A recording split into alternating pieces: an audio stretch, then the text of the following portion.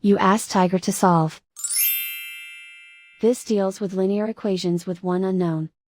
The final result is x equals 2 over 9. Let's solve it step by step. Remove the ones.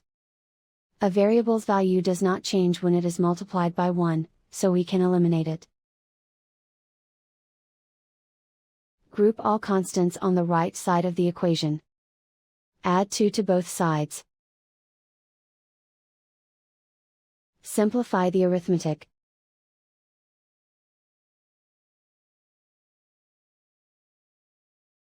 Isolate the x.